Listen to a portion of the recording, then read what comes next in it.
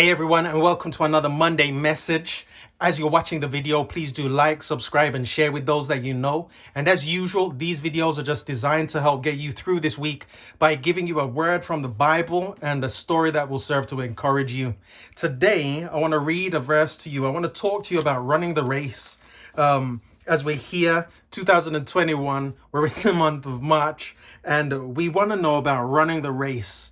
Here in the Bible, Hebrews chapter 12, verse 1 and 2, it says, "Wherefore, seeing we also are compassed about with so great a cloud of witnesses, let us lay aside every weight and the sin which does so easily beset us, and let us run with patience the race that is set before us."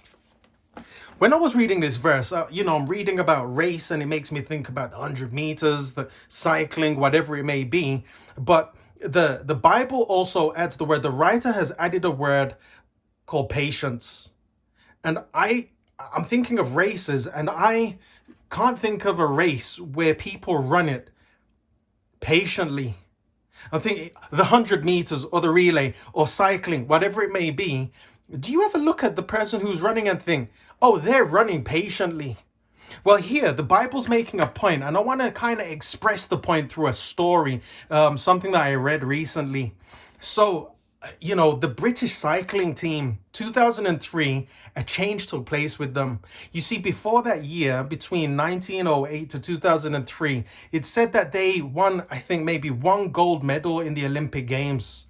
So the governing body for professional cycling in Great Britain hired a guy by the name of Dave Brailsford.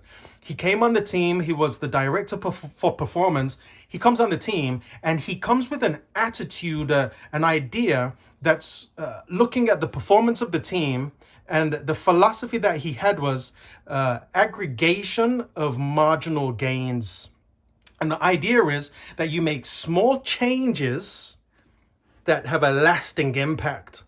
So Dave Brailsford comes on the team and he just observes the team. He looks at the team and he sees what changes need to be made. And he started making small changes like the clothing that they would wear. He made the clothing that they wore be more aerodynamic, and it was lighter for them to wear. He looked at the types of hand gels that they would use, how it would help them with their recovery. He looked at things like how they wash their hands. They hired somebody to show them how to wash their hands well so that they wouldn't get too cold. They even looked at the types of pillows and the mattresses that they were sleeping on.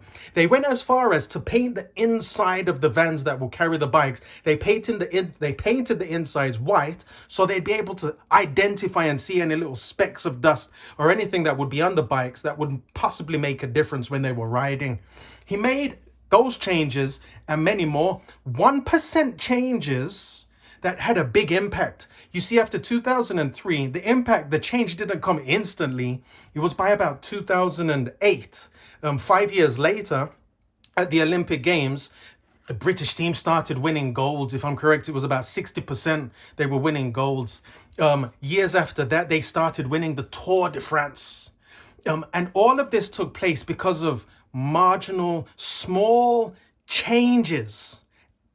By his philosophy of aggregation, by small marginal changes, these small changes had an impact that took place later on. And it made me think about the text that we've just read. Paul speaks about running the race patiently. We're in this race of life that we're all privileged to join in. And while we're in this race of life, the word patience means endurance, to take time, to endure while we're running in this race. And while we are running in the race, we have to consider what small changes could I make in my life today that will help me to continue running in this race. And here's where the patience comes in. Here is where the endurance comes in, where I sit down and I pray to God, I read his word, and I ask him to show me what changes do I need to make in my life? What 1% changes can I make in my life that would help me in running this race of life? Firstly, in Hebrews 12, verse 2, Paul makes the point of saying, looking unto Jesus, who's the author and the finisher of our faith. So we look to Jesus. By looking to him, that's one of the main points of the race.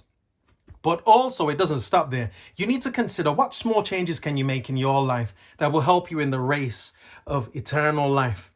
Maybe you want to memorize more scriptures and you're probably thinking, I want to memorize a whole book or a whole chapter. Well, why don't you start with just one verse a day, or maybe one verse every few days in the week? You may say that you want a powerful prayer life. Well, why don't you just start by at least, but you're struggling with prayer and you want this powerful prayer life. Why don't you just start with maybe just 5 minutes of prayer in the morning and in the evening and build on that? You want to read the whole Bible? Why don't we start by reading maybe just a page, and then maybe 2 pages, and then maybe 3, and then 4? Possibly you may want to write about what's in the Bible or your own experiences. Start by writing 1 page a day. I'm just saying I'm saying this for you to consider, what small changes can I make today? What small changes can you make today that will help you in this race of life, that will help you to run the race patiently?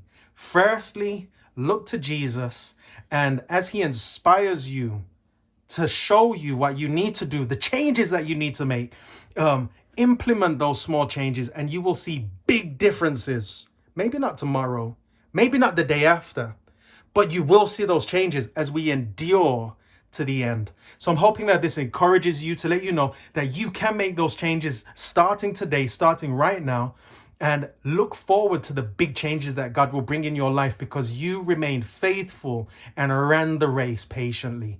God bless you all and have a great week. Speak to you soon.